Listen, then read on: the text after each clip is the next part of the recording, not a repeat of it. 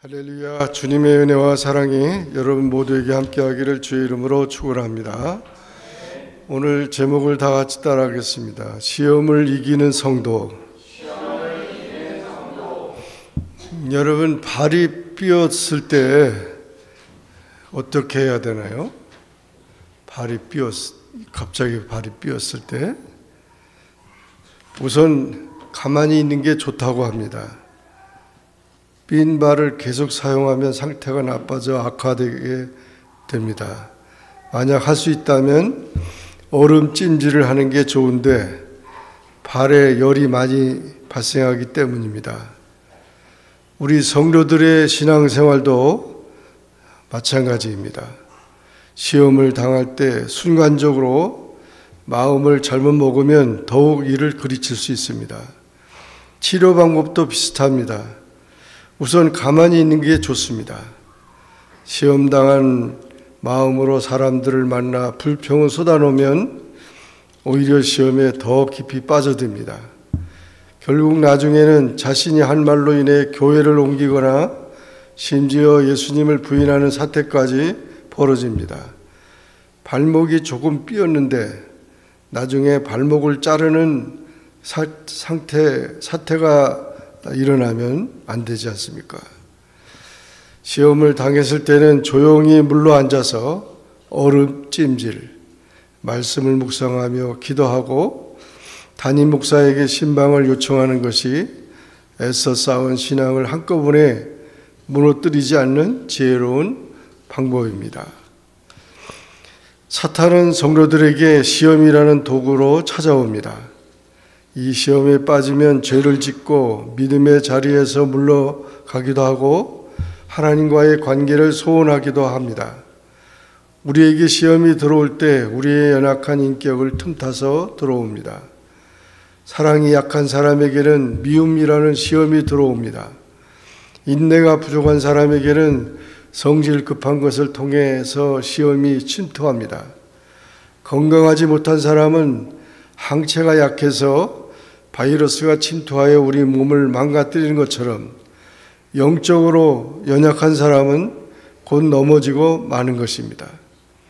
시험은 마치 바이러스와 같아서 건강한 사람은 바이러스를 물리칠 수 있는 항체가 우리 몸 안에 있어서 별로 문제가 되지 않습니다. 시험을 잘 이기는 자들은 하나님 앞에 멋진 모습으로 성장하게 될 것입니다. 감기가 병이 아니잖아요, 그죠? 근데 몸이 약할 때 감기가 들어오는 것처럼 우리 영적인 감기가 시험이라는 거죠. 그래서 시험들이 이렇게 올 때 우리의 그 믿음이 측정이 되고 또 그 시험을 우리가 이기게 되면은 더 성숙한 믿음으로 나아가게 되는 것입니다. 하나님은 사랑스럽지 않은 사람들을 주위에 두셔서 우리에게 사랑을 가르치십니다.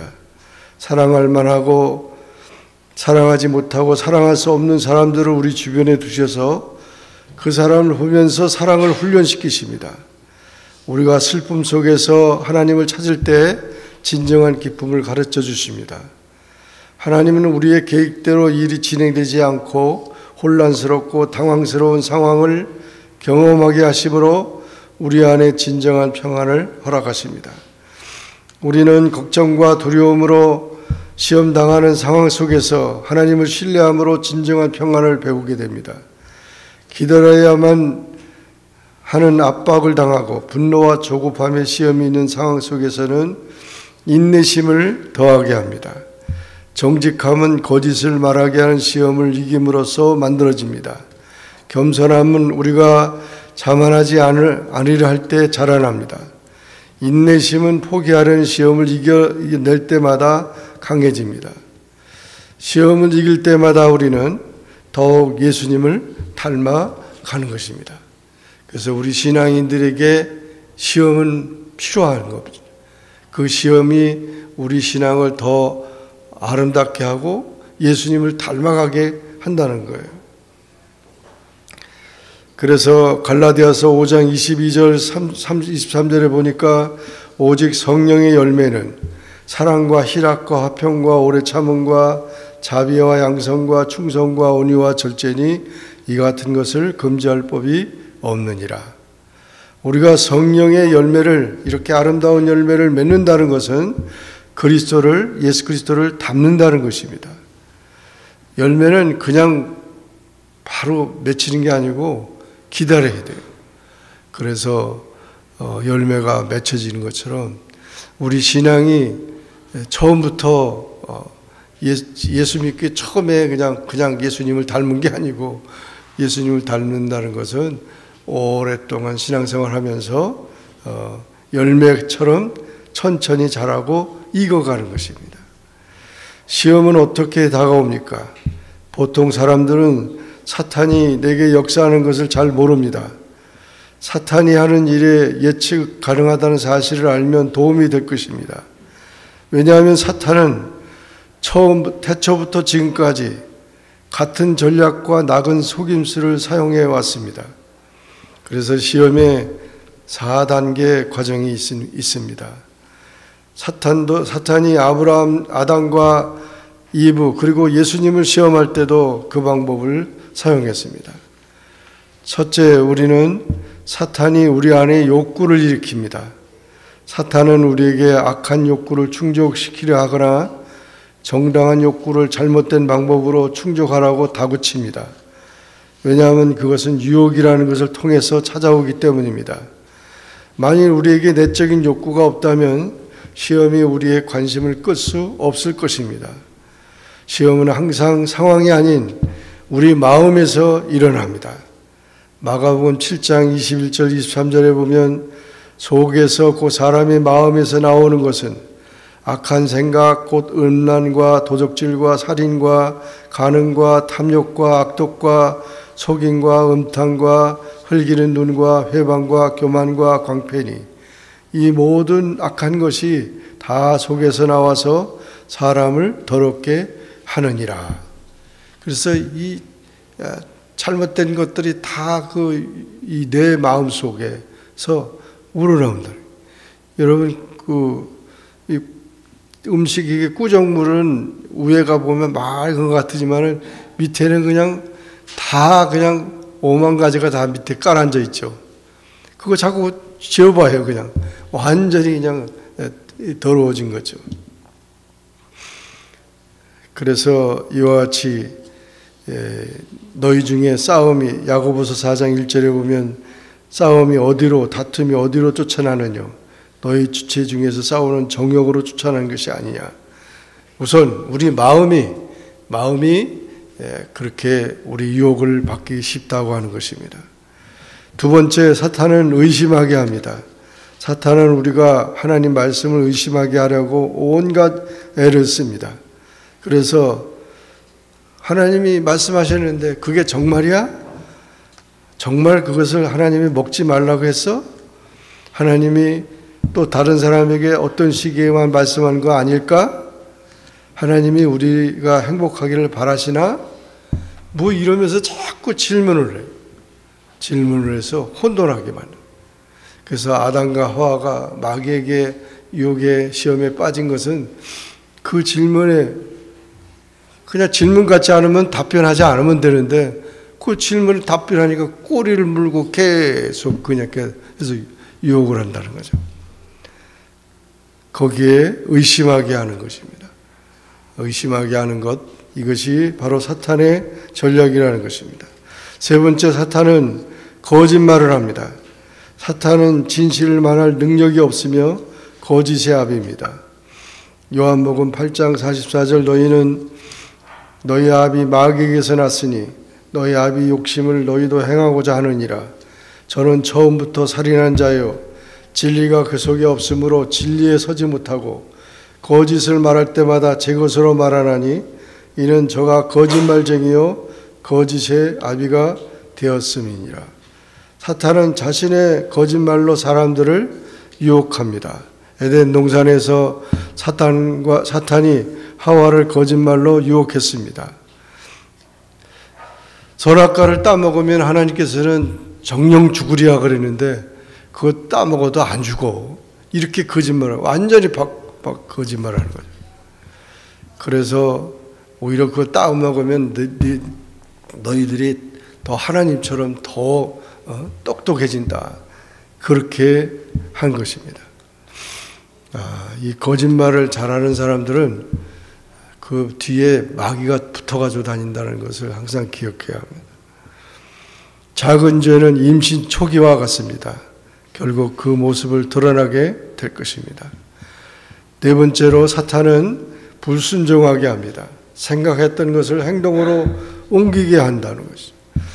야고보서 1장 14절 16절에 오직 각 사람이 시험을 받는 것은 자기 욕심에 끌려 미혹됨이니 욕심이 잉태한 적 죄를 낳고 죄가 장성하여 사망을 낳느니라.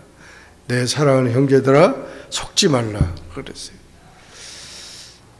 그 욕심 자체는 보이지 않았는데 그것이 잉태하면서 결과가 나타난다는 거죠. 사망에 이른다는 것입니다.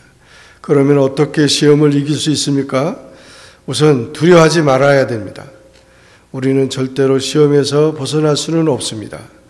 우리가 시험을 받는 것은 우리가 약하거나 세상적이어서가 아니라 사탄이 우리를 싫어하기 때문입니다.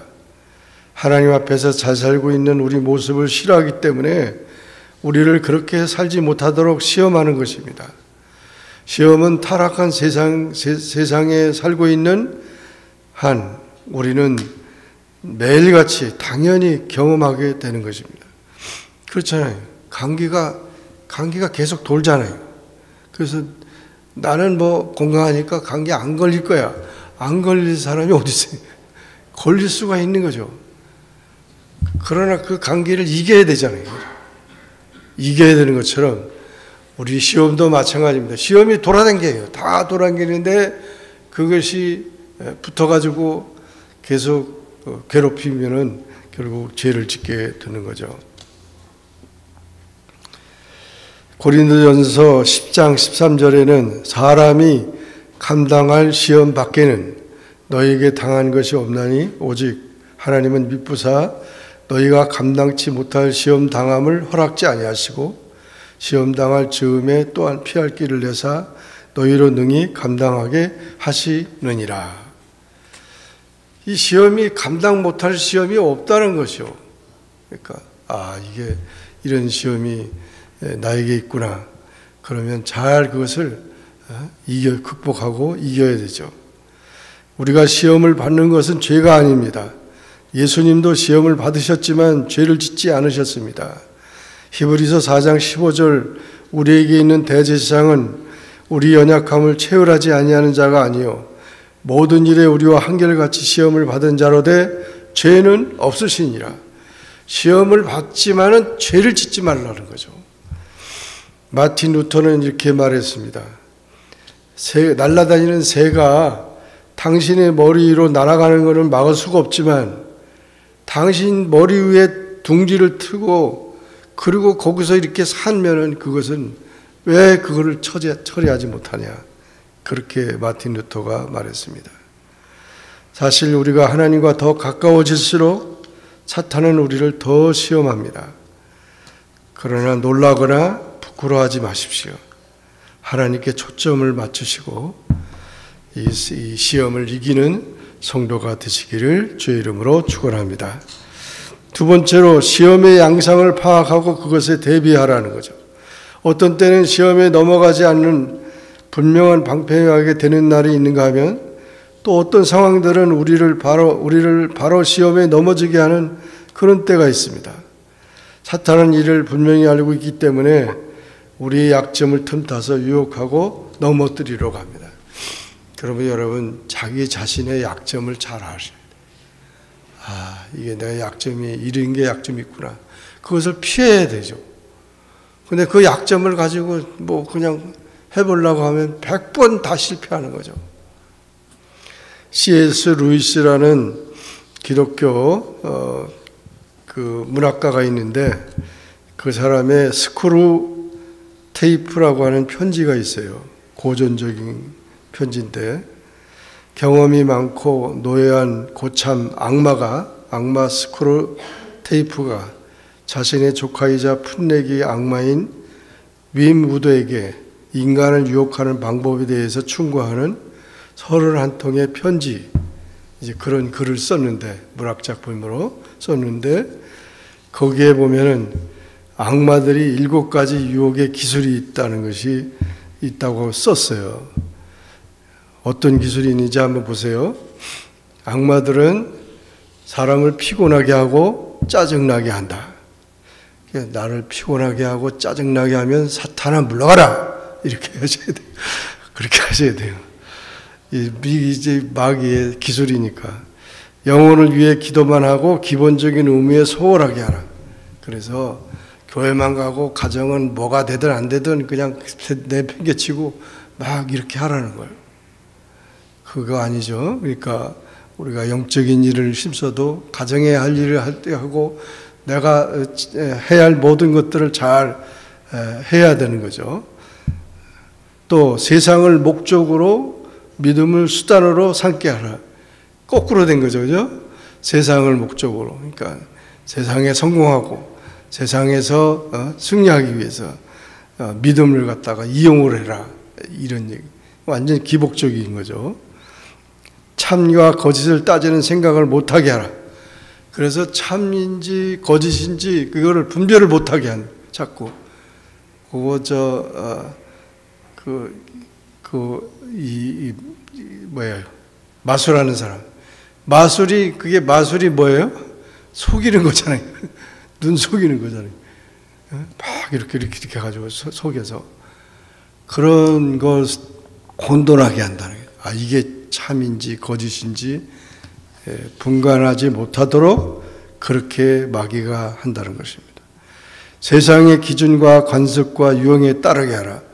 세상의 기준이라든지 세상의 관습, 유행, 이게 마귀가 다 쓰는 전법이라는 거예요. 그러므로 우리는 세상이 자꾸 변한다 하더라도 우리 믿음이 변하면 안 되고 진리가 변하면 안 되죠. 진리는 변하는 게 진리가 아니죠. 영원히 변치 않는 게 진리인데 하나님의 말씀에 입각해서 우리가 이 세상을 이겨야 되지 세상에 끌려가면 안 되는 거죠. 또 6번째, 미래의 무지개의 꿈을 쫓아다니게 하면서 고민과 불안에 빠지게 하라. 그래서 이와 같이 사막의 신기로와 같이 이렇게 나타나니까 오아시스 같이 나타나니까 막 쫓아가는데 없어져 버리고 막 쫓아가는데 없어져. 그런 식으로 세상을 따라가도록 하면서 자꾸 고민하고 불안하게만. 그러니까 참 우리가 너무 앞서 나가서 현실도 모르고 그냥 계속 꿈만 꾸는 사람이 있어요. 지금 먹고 살기 힘든데 그거는 해결을 못하면서 그냥 앞은 이 다음에 10년 후에 50년 후에는 이런 사람이 될 거라고 그렇게 완전히 돈키호테식이죠. 그러면서 교만과 불안에 빠지는 사람들, 이런 사람들이 우울증에 걸린 사람들이죠. 그런 사람들이 마귀의 역사를 받고 있다는 거죠. 7번째는 거짓 영성을 부추기고 순종하는 기도를 외면하게 한다. 이 마귀는 기도를 못하게 해요. 자꾸 기도를 방해하는 거예요. 우리가 참 하나님 앞에 나아가는 기도가 계속될 때 우리는 마귀를 이길 수가 있는 것입니다. 이런 마귀의 유혹의 기술들을 우리가 보면서 베드로전서 5장 8절 9절에 보면 근신하라 깨어라 너희 대적 마귀가 우는 사자같이 두루다니며 산길자를 찾나니 너희는 믿음을 굳게 하라 저를 대적하라. 분명히 우리 신앙인들은 마귀를 대적하는 사람이지 마귀의 유혹에 끌려가서는 안 됩니다. 암만 우는 사자같이 달려든다 하더라도 우리는 그것을 능히 예수의 이름으로 물리칠 수 있어야 합니다. 나는 언제 가장 시험이 약한가 자신을 살펴보시기 바랍니다. 어느 곳에서 나는 가장 많이 시험을 받고 있는가 장소에 대한 것도 생각해 보시기 바랍니다. 내가 최고로 시험당할 때 나와 함께 있는 사람은 누군가? 나와 함께 하고 있는 사람이 누군가 그 사람도 친구도 중요하다는, 나를 가장 시험 들게 하는 상황은 무엇인가, 어떤 때 내가 자꾸 이 시험에 빠지는가, 그것을 자신들을 돌아보고 이렇게 시험을 우리는 대비해야 하는 것입니다. 지치거나 외롭거나 지루하거나 우울하거나 혹은 스트레스를 받을 때일 수도 있습니다. 아니면 상처를 받았거나 분노하거나 걱정하거나 혹은 큰 성공을 거두었거나 영적으로 충만한 후일 수도 있습니다. 우리가 받는 시험의 양상을 파악하고 그런 상황을 주지 말아야 하고 그런 때에 가능한 피할 준비를 해야 합니다. 그래서 성경은 계속해서 예측하고 시험에 직면할 준비를 하라고 말씀하고 있습니다. 바울은 마귀로 틈을 타지 못하게 하라고 말하고 있습니다. 에베소 4장 26절 27절 분을 내어도 죄를 짓지 말며 해가 지도록 붐을 품지 말고 마귀로 틈을 타지 못하게 하라. 잠언 4장 26절 27절 내 발에 행할 척경을 평탄케 하며 내 모든 길을 든든히 하라. 우편으로나 좌편으로 치우치지 말고 내 발을 악에서 떠나게 하라. 그래서 항상 우리는 이 마귀로 틈타지 않게 우리 자신들을 지켜야 한다는 것입니다. 이 마귀의 그런 모든 수법을 우리가 기억하고 철저하게 분별하는 그런 마음으로 마귀를 이기는, 시험을 이기는 우리 모두가 되기를 주의 이름으로 축원합니다. 마지막으로 하나님의 도우심을 구하라. 천국에는 24시간 응급전화가 설치되어 있습니다. 하나님은 우리가 시험을 이기기 위해 도움을 요청하기를 기다리고 계십니다. 시편 50편 15절 환난 날에 나를 부르라. 내가 너를 건지리니 내가 나를 영화롭게 하리로다. 그렇게 약속했습니다. 정말 하나님의 도우심은 빠르고 정확합니다. 도와주세요. SOS 하면은 이 많은 것들이 일어나는 거예요. 어떤 우리 그 한국에서 목회할 때 우리 집사님 한 분이